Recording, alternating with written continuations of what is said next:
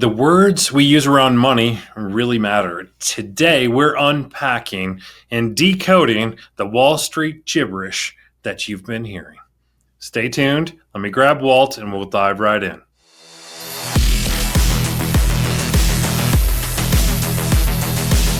We're back on Power Your Retirement. I'm Walter Stroholt alongside certified financial planner Steve Smit, and it's going to be a fun episode today because we're going to, as Steve said, decode some of that financial language out there, some of the buzzwords that may trip you up. But it's not just to give you definitions. Some of this is going to be to also say, are these synonyms? Do these things mean the same thing? If an advisor or somebody in the financial world is using one term over another term that feel very similar, does that tell you something a little bit different about perhaps the relationship or what you need to pay attention to?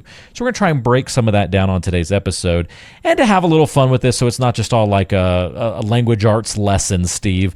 We've got some non-financial terms that we're also going to break down a little bit. So are you ready for this? I think this will be pretty fun. I'm excited. I'm excited for both. Okay. Yeah. We're going to start with a non-financial one, all right, just as a precursor and a warm-up here. Yeah. Do you say y'all, you all, you guys, use guys, or Ewans? Which I think before we started recording today's episode, you said Ewans was a bit of a new one for you.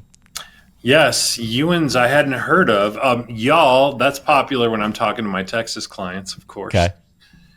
And you all, I probably use that a little bit, but use guys is probably one that I hold on to because I'm from the Midwest originally, and that was used a lot. Use guys. Nice. I like that. I would say y'all is definitely, from being from North Carolina originally, that's definitely my vernacular. You guys, I feel like I default to that quite a bit too. So definitely not the Ewans. I looked it up on ChatGPT, and apparently that's maybe like Appalachian is Ewans, or Yins is even another one that's kind of like a Pittsburgh thing. So okay.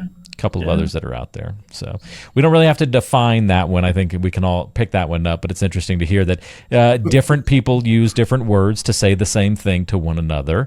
How Very about true. A financial example here? We've got market crash, market correction, and a bear market. Are all those the same? And is there one that you use when talking to your clients? Well, I would say this is more about framing, right?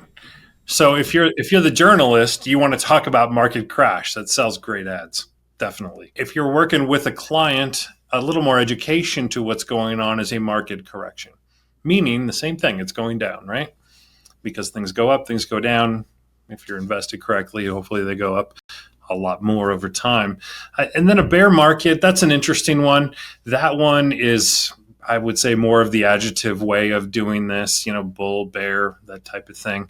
I don't use that a lot. Usually use market correction or respond to the client uses market crash. Okay, so interesting. Conversation about the distinction a lot of times, for sure. Yeah. You see them more as like kind of almost a marketing approach. If you say like the news, they're going to get more headlines with crash versus correction.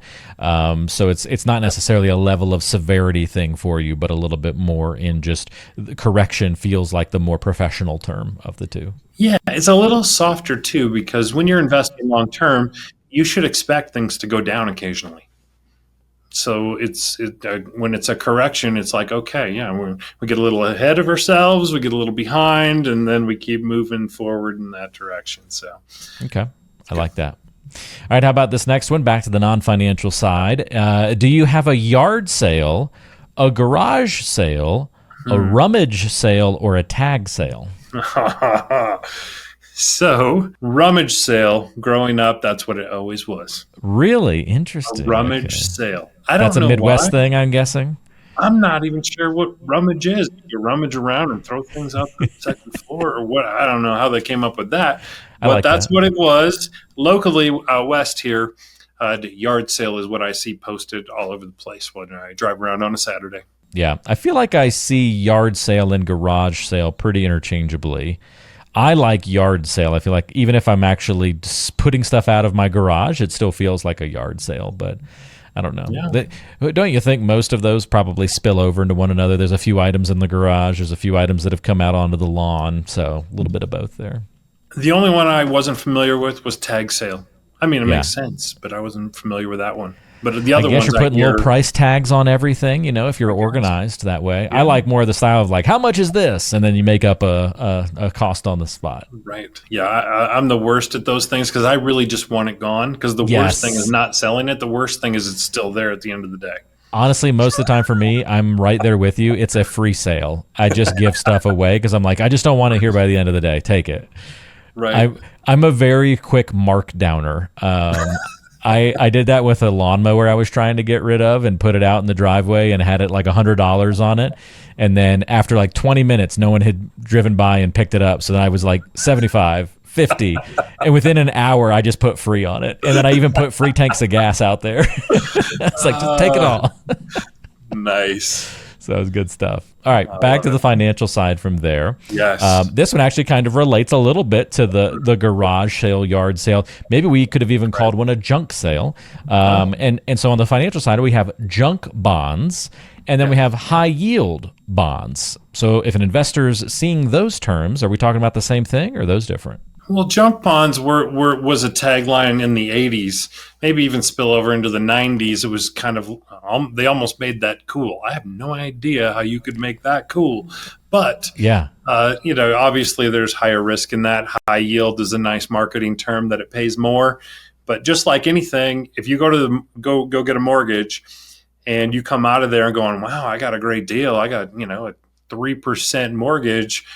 That's great. But if the same person came out and instead of that 3%, they said, wow, I got a great deal. I got an 8% mortgage. What does that really mean? We all know what that credit score looks like, right? For the 8% mortgage in that same environment that you could have got a 3, same principle over here. That's why they're called junk bonds and high yield bonds. Same type of correlation for those that aren't familiar with bonds. Okay, so either of those is going to equal like a high risk for a client. Is that an easy way of? And typically, there's a higher risk for that, definitely. Now in the savings like savings account world, sometimes they'll use that it's a higher yield savings account. That isn't necessarily a risk. They're FDIC insured. Okay. It's just it's like a credit card company that's needing to raise deposits for loaning out 30% interest rates to people. So sometimes there's a little bit different correlation, but that was the traditional that I gave you. Yeah, that's a helpful thing to be aware of, though, because high yield can kind of be used to put lipstick on a pig, it sounds like, but it can also be used to show you that this is a better product than another one or a higher return of expectation than another one. So it does go both ways, a bit confusing. Yeah, it's confusing how an example of just that one term can be applied in many different ways and mean up or down, good or bad. Yes. So that's definitely confusing.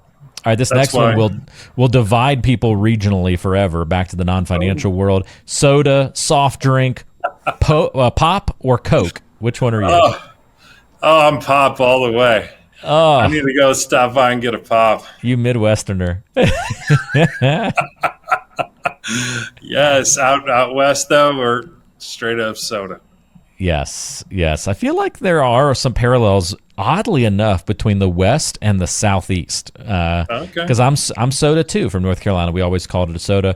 Although I know I had a lot of folks that also called it a Coke. Going and getting your Coke. Yes. No matter what type of soda it was. But I'm a soda. Yeah, let me get a soda, and then I'll tell you what type of soda it is. Right. Same variety here. So what about stocks or equities as we flip back to the financial side? Swimming in the same pond here? It is. It's just a different way to say all of it. I don't really have a preference to either one, but I do know that stocks have a little bit of stigma for certain people, depending on kind of when they came of age. If they came of age in the 2008 era, I know stocks have a little bit of an ugly feeling sometimes. Or if they were around in 87 on Black Monday or whatever, or if they've ever panicked out of stocks, they hold on to that stock market as a negative term. I think that's where equities really started to kind of get more popular. But at the end of the day, same. Okay, excellent. You said you prefer which one when you talk to clients? I personally don't have a preference, but since there is that stigma and you don't always know who has it, I use equities more than stocks. Okay, gotcha. All right, how about another non-financial one? Are you on the highway, freeway, or the expressway? Oh my. I'm on the highway. Highway. Yeah, Yeah. same idea. I think you'd have to be in a large market to go to the freeway or expressway. Yeah, yeah. It's definitely going to be probably city dependent, I think. Otherwise, highway's a pretty good coverall for those. So I think we're in alignment there. This next one, then, on the financial side, I'll be interested in your thoughts on this one. Financial advisor, financial planner, stockbroker, investment advisor. And that's not an exhaustive list, right? We could probably have come up with a lot of financial coach, probably could come up with another 15 ways that people that work with money tend to describe themselves as. But at least for those four, I don't know, break those down for us a little bit. So when I mentioned at the beginning about Wall Street gibberish, this one is notorious, and I'm talking about myself here, notorious for confusion. Right? Because we also have fiduciary and non-fiduciary, right? And a lot of these things are used to really describe that particular situation. Who's obligated to recommend the best and who's selling products for their company. That's probably the biggest one. And then, of course, right in the middle of that, you've got financial planner, which is completely different. And they're actually going to put this nice financial plan together. If they're a CFP, then that's a certified financial planner. They have a credential basically of doing that. So not only do you have these labels, but then you get into all those credentials like CFP, and there's 100 other ones. But the main thing is that if they're a financial advisor, okay, or an investment advisor representative, they should be qualified as a fiduciary, okay? The one that's obligated to do what's in your best interest. The stockbroker, registered representative, I would tend to lean towards they always would, right? But they're a best interest. So it's basically just in that moment, they're doing the best thing that they know of, but they're not going to follow up on it. Now, I'm not saying that they don't. I'm just saying that is the actual definition of the terms. Stockbroker is a transaction. Registered representative is a transaction. There's a whole bunch of other ones. Consultant, this, that, or the other. Financial consultant. If you ever see that, they're recommending products. If you see financial advisor, they should be more holistic in nature. Great distinctions on a couple of those. I know that can be a really confusing area for folks, for sure. So we'll be doing other shows and episodes and podcasts on questions to ask an advisor or a money person to kind of capture all of these into one. And that'll help you drill down a little bit more into what to expect from those various relationships as well. So keep tuned to the channel, subscribe if you're watching on YouTube, or follow on your favorite podcasting app. We'll do an episode on that in the future that you'll definitely want to check out. All right, we're down to our final two. Final non-financial one, Steve. Sub, Hoagie, Hero, or Grinder, or I think Hero. I've even heard people call it like a gyro or something like that. So lots of options for the Greek or something like that for what you're eating, that sandwich. So I'm a sub guy. Submarine. Yeah. Sub. I like Hoagie better. I think that's a cooler name. Hoagie sounds cooler. Yeah, I wish I was a Hoagie guy. Yes, yes, definitely. I'm a sub guy, but I wish I defaulted to that. I know. Where would I have to grow up to get that? Do you know? I think that's got to be New Jersey, like in the Northeast. Jersey. I'm gonna get a Hoagie. I think. All right, but let's go. Me. I think when I think of Hoagie, I think of Jersey Mike's, right? So that's I'm getting a Hoagie at Jersey Mike's. Yeah, whether that's right or hungry. not, I don't know. But I missed breakfast and lunch today, so I'm all over that. We're getting in trouble now that we're talking about food. Yeah, we covered the soda a few minutes ago. Now we're on to food. We're in real trouble. All right, last one on the financial side: clients, customers, or families. What's the vernacular that you use in your office when talking about the folks that you work with and help? I usually, when I'm generically referring, of course, I usually use clients. Yeah. But with my colleagues, all three are used. It kind of depends on where they come from and how they process things. I would say if I had to rank them, clients is most popular, then families, and lastly, customers. But they all mean exactly the same thing. Yeah. Customers can feel a little transactional sometimes, right? Where I feel like clients and families very relationship oriented, and so it seems warmer, I guess, when you talk that way. But shoot, I imagine that depends on where in the country you are as well. It might be more direct and accepted to go the customer route depending on where you are. And being national, a lot of this is just a fun episode because I've got clients on the East Coast, West Coast, and everywhere in between. And, it'll be interesting to see the kind of feedback I get. Yeah, I'm excited to watch my email going out here. If you're watching on YouTube, definitely drop a comment in the comment section if you feel strongly about one of the ones we covered today, and let us know what your preferences are for some of these terms, especially the non-financial ones, since they're a little bit of fun to talk about. So it'd be neat to see what people are most passionate about when it comes to these differences. With that, I will invite all y'all to please reach out, have a conversation about stocks and equities and these junk bonds. Maybe not all that kind of stuff, but talk about the kind of stuff that we've talked about a little bit today. But all the things that we talk about on this show, we really do talk about so many areas of financial planning, retirement planning, and especially we always kind of target and gear toward those of you who are employees of large publicly traded utilities. Steve has some great plans developed for you, some really unique opportunities to invest, to save, and to prepare for your financial future that you otherwise can't get in many other industries out there. You go to powerupyour401k.com for all the details, more information, to order Steve's book and the toolkit that's going to be packed with great information to help you out in your preparation. That is going to be powerupyour401k.com. We've got that linked in the description of today's show, so you can find it easily as well. Steve, I look forward to another great episode with you soon. Thanks so much for having some fun with us on this one. Absolutely. Thank you guys all for joining in. Thanks, Walt. We'll see you on the next one. Go eat a hoagie.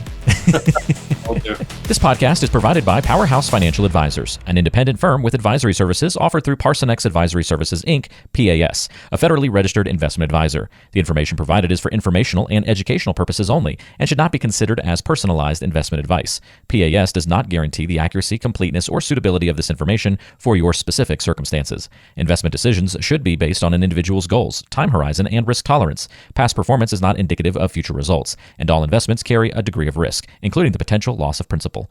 Any case studies, testimonials, or endorsements shared in this podcast are illustrative of individual experiences and may not be representative of the experience of all clients. They do not guarantee future performance or success. You should not infer any level of assurance regarding future financial outcomes. Listeners should consult with a qualified financial, tax, or legal professional before making any investment decisions.